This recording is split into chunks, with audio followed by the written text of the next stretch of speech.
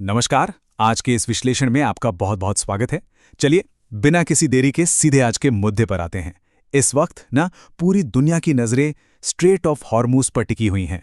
America और Iran के बीच tension इतनी ज़्यादा बढ़ गई है कि एक बहुत बड़े ग्लोबल क्राइसिस की आहट साफ सुनाई दे रही है।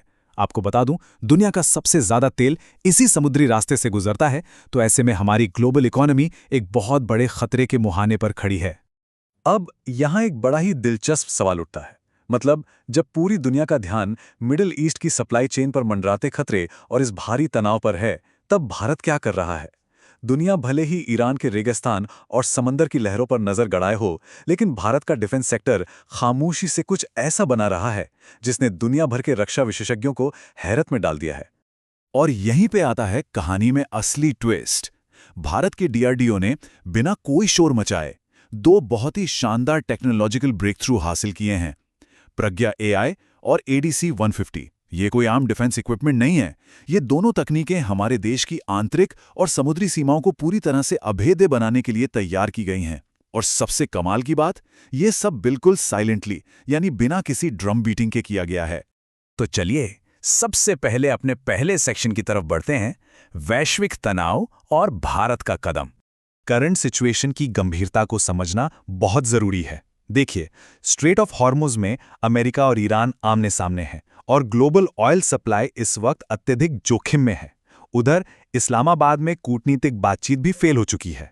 ये सारे फैक्ट्स बस एक ही तरफ इशारा कर रहे हैं कि एक छोटी सी चिंगारी भी पूरी दुनिया की अर्थव्यवस्था को हिलाकर रख सकती है। और ठीक इसी समय जब डिप्लोमेसी के रास्ते बंद होते दिख रहे हैं, भारत अपने डिफेंस टेक को पूरी तेजी से और खामोशी से अपग्रेड कर रहा है।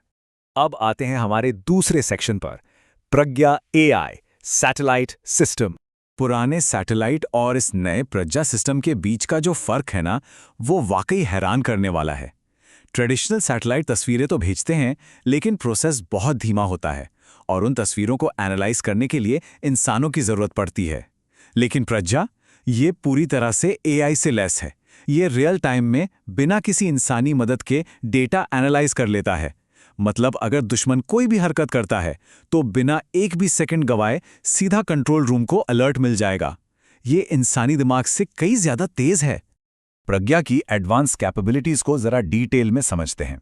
ये सिर्फ आसमान से फोटो खींचने वाला कोई आम कैमरा नहीं है। ये इसमें मल्टी स्पेक्ट्रल इमेजिंग का इस्तेमाल हुआ है, जो हीट और रेडियो वेव्स को भी डिटेक्ट कर लेती है।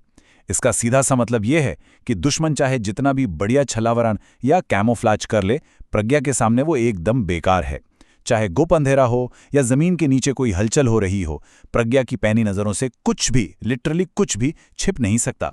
इसी चीज को और क्लियर करने के लिए एक टेक्निकल टर्म का इस्तेमाल होता है, सिंथेटिक अपर्चर रडार या शॉर्ट में सार, SAR। इसे समझना बहुत जरूरी है। ये एक ऐसी एडवांस रडार टेक्नोलॉजी है जो प्रज्ञा को घने बादलों, भारी बारिश और यहां तक कि कोहरे के आर पार देखने की सुपर पावर देती है। मौसम चाहे जितना भी खराब हो, प्रज्ञा की सर्वेलेंस एकदम क्रिस्टल क्लियर रहती है।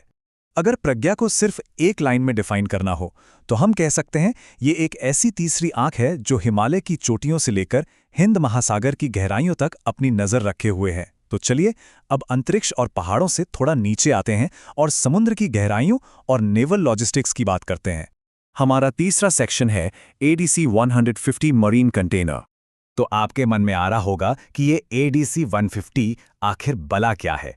नाम सुनकर शायद ऐसा लगे कि ये नौसेना का कोई नया जहाज है, लेकिन नहीं। असल में ये नेवल लॉजिस्टिक्स के लिए एक एयर ड्रॉपेबल कंटेनर है। ये एक स्पेशल पूरी तरह से वाटरप्रूफ कैप्सूल है, जिससे बड़े बड़े मालवाहक विमानों से सीधे उन नौसैनिक जहाज़ों के पास समंदर में गिराया जा सकता है जो रफ वेदर में गश्त कर रहे होते हैं।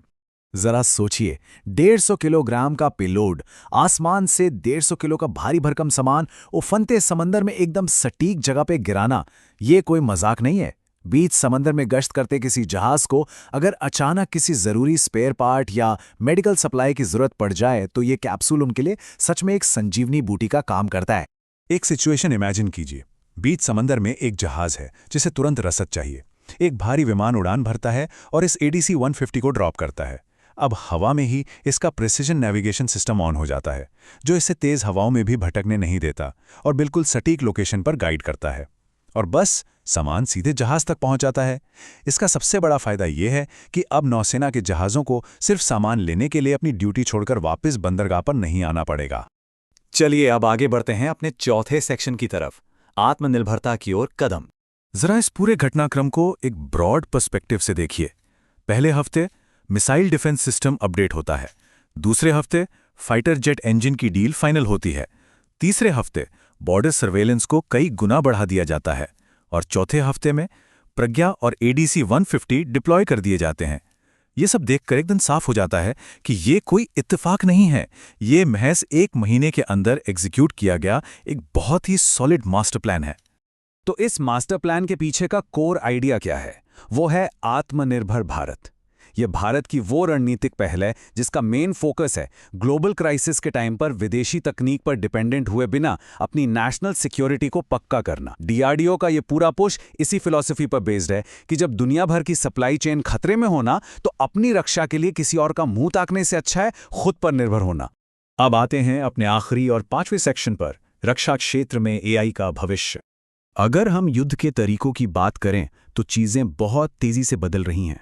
पुराने ज़माने के युद्ध मेनली बंदूकों, टैंकों और रिएक्टिव फैसलों पर लड़े जाते थे, लेकिन मॉडर्न वॉरफेयर ये पूरी तरह से डेटा, AI और प्रोएक्टिव प्रिसिजन का खेल है।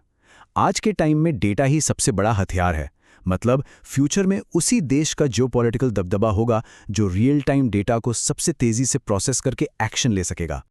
और यहीं से एक बहुत ही गहरा सवाल पैदा होता है जिस पर हम सबको सोचना चाहिए। क्या AI युद्ध के मैदान को पूरी तरह से बदल कर रख देगा?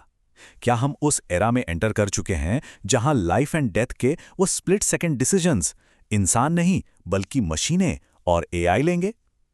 प्रज्ञा सिस्टम को देखकर तो यही लगता है कि AI ड्रिवन डेटा एनालिसिस सच में डिफेंस सिस्टम का पूरा चेहरा बदल सकता है।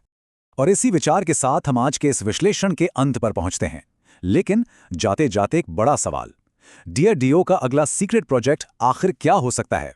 जब पूरी दुनिया कहीं और उलझी थी तब भारत ने अपनी सुरक्षा को नेक्स्ट लेवल पर पहुंचा दिया। हमारे सोर्सेज बताते हैं कि फ्यूचर में लेजर वेपन्स या इनविजिबल ड्रोन्स जैसी चीजें भी देखने को मिल सकती हैं। दुनिया बहुत तेजी से बदल रही है और टेक की ये रेस अभी खत्म नहीं हुई है। आज इस विश्लेषण में हमारे साथ जुड़ने के लिए आपका बहुत बहुत शुक्रिया। ऐसे ही दिलचस्प टॉपिक्स को गहराई से समझने के लिए हमारे साथ बने रहें।